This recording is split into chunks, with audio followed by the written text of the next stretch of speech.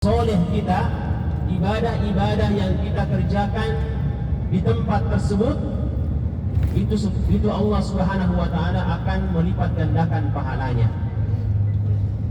Jadi ketika kita berada di tempat-tempat yang Allah Subhanahu wa Ta'ala muliakan, ketika kita berada di tempat yang Allah Subhanahu wa Ta'ala sucikan, haramkan, maka semua amal ibadah kita itu akan dilipat gandakan pahalanya oleh Allah Subhanahu wa Ta'ala. Maka jamaah sekalian, semua amal ibadah yang kita kerjakan di tempat ini, di kota Madinah Al-Munawwarah, maka Allah Subhanahu wa Ta'ala akan lipat gandakan pahalanya. Begitu pula sebaliknya, maksiat dan dosa yang kita kerjakan di tempat ini, Allah Subhanahu wa Ta'ala juga akan lipat gandakan dosanya. Maka salah satu di antara adab ketika kita berada di kota Madinah Al-Munawwarah adalah memperbanyak melakukan ketaatan kepada Allah Subhanahu wa Ta'ala dan berusaha menjauhkan diri kita dari segala bentuk maksiat dan dosa kepada Allah Subhanahu wa Ta'ala. Jemaah sekalian yang dimuliakan oleh Allah Subhanahu wa Ta'ala, di antara keutamaan yang lain dari kota Madinah Al-Munawwarah adalah bahwasanya kota Madinah menggugurkan dosa dan kesalahan karena keutamaannya. Kota Madinah menggugurkan dosa dan kesalahan karena keutamaan-keutamaan yang ada pada kota tersebut. Sebagaimana sabda Rasulullah alaihi salatu wassalam, innaha tibatun tanki ad-dunuba kama tanki an-naru khabathatul fiddah. Kata Rasulullah alaihi salatu wassalam, sesungguhnya Madinah adalah Tobah. Sesungguhnya Madinah adalah Tobah. Ia menghilangkan dosa-dosa sebagaimana api yang menghilangkan kotoran-kotoran yang ada di perak. Maka ini adalah sebuah keutamaan yang sangat besar yang Allah Subhanahu wa Ta'ala berikan kepada orang-orang yang berada di kota Madinah. Ya, sebagaimana yang disampaikan oleh Rasulullah alaihi salatu wassalam, yatiha ad-dajjal wa yajidul malaikata yahrusunaha.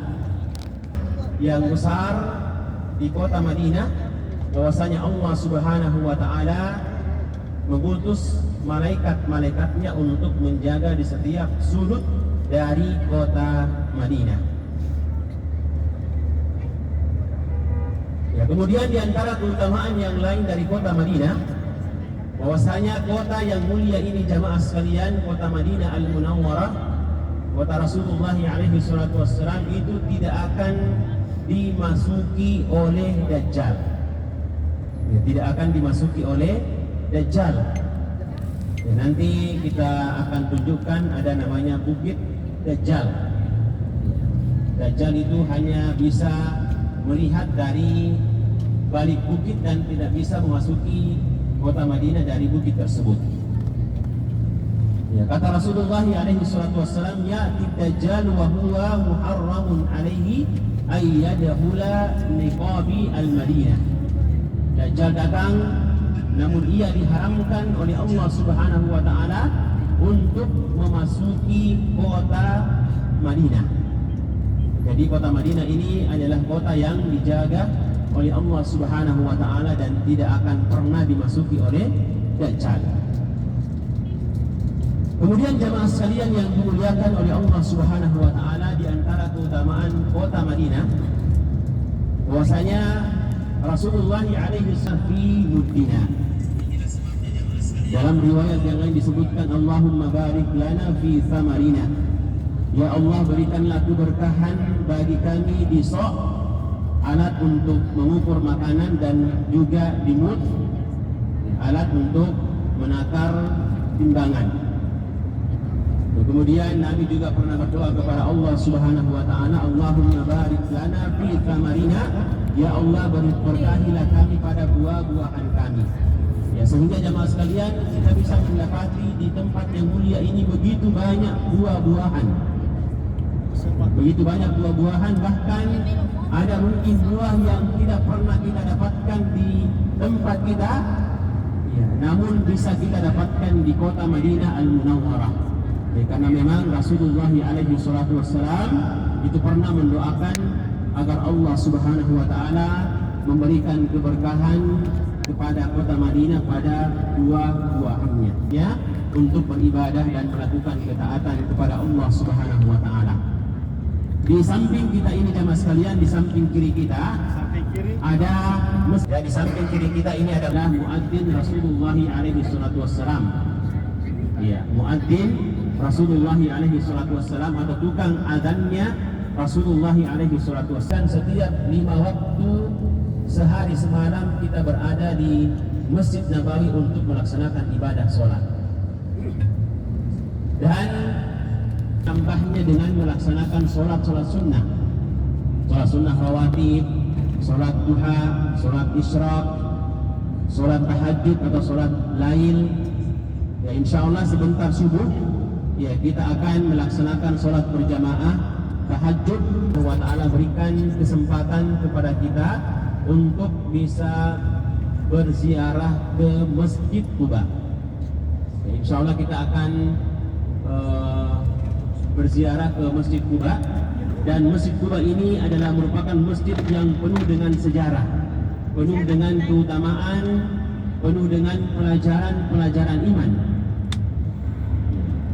Masjid Quba jamaah sekalian merupakan masjid yang paling pertama dibangun oleh Rasulullah alaihi salatu wassalam ketika beliau berhijrah dari kota Mekah menuju kota Madinah.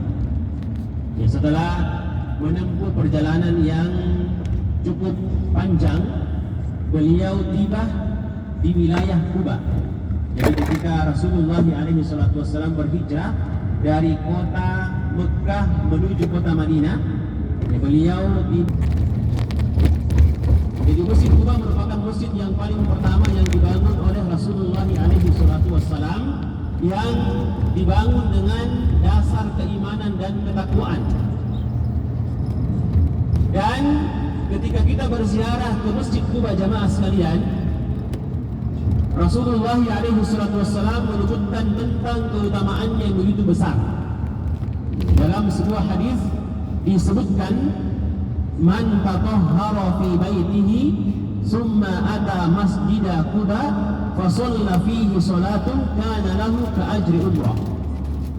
Barang siapa yang bersuci dari rumahnya, ya, atau dari hotelnya, kemudian mendatangi Masjid Quba dan sholat di dalamnya 1 kali sholat, maka baginya pahala seperti umrah. Ya, makanya tadi kita sudah sampaikan semua wajib untuk berwudu dari hotel. Ya, karena syarat untuk mendapatkan keutamaan ini, ya, barang siapa yang mendatangi Masjid Quba dan dia sudah berwudu dari rumahnya dan melaksanakan 1 sholat di tempat tersebut, maka baginya pahala umrah. Ya, jadi kita belum melaksanakan ibadah umrah, alhamdulillah ketika kita berziarah melaksanakan sholat keutamaan ibadah umrah. Jemaah sekalian yang dimuliakan oleh Allah Subhanahu wa Ta'ala, Masjid Quba ini merupakan masjid yang sangat dicintai oleh Rasulullah alaihi salatu wassalam. Bahkan ketika beliau sudah membangun Masjid Nabawi, Rasulullah alaihi salatu wassalam tetap rutin mendatangi Masjid Quba setiap hari Sabtu. Setiap hari Sabtu beliau mendatangi Masjid Quba. Beliau kadang berjalan kaki, beliau kadang mengendarai untanya, karena begitu cintanya beliau dengan Masjid Quba, masjid yang paling pertama beliau bangun bersama dengan para sahabatnya. Jemaah sekalian yang dimuliakan oleh Allah Subhanahu wa Ta'ala, nanti ketika kita sampai di sekitar Masjid Quba ini di parkiran, ya, sebelum masuk ke masjid kita akan berkumpul terlebih dahulu untuk mengambil dokumentasi. Ya, kita akan mengambil foto bersama. Setelah itu baru kita masuk ke Masjid Quba untuk melaksanakan sholat.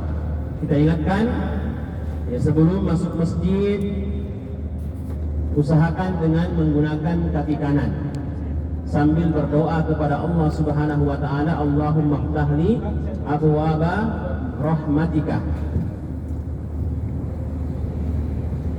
Ya, kemudian ketika masuk nanti ke masjid, pertama kita sholat tahiyatul masjid 2 rakaat. Ya, sholat tahiyatul masjid 2 rakaat, kemudian menambah dengan sholat duha 4 rakaat. Ya, setelah itu kita berdoa.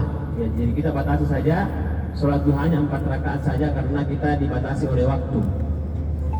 Sholat duha 4 rakaat. Jadi masuk dengan kaki kanan, berdoa kepada Allah, Allahumma ftahli abwaaba rahmatika. Kemudian sholat tahiyatul masjid 2 rakaat, kemudian sholat duha 4 rakaat. Kemudian berdoa kepada Allah Subhanahu wa taala. Ya, tentunya doa yang paling utama kita panjatkan selain doa-doa yang lain adalah kita berdoa kepada Allah, mudah-mudahan Allah kembali memberikan kesempatan kepada kita untuk sholat di Masjid Quba. Amin. Alamin.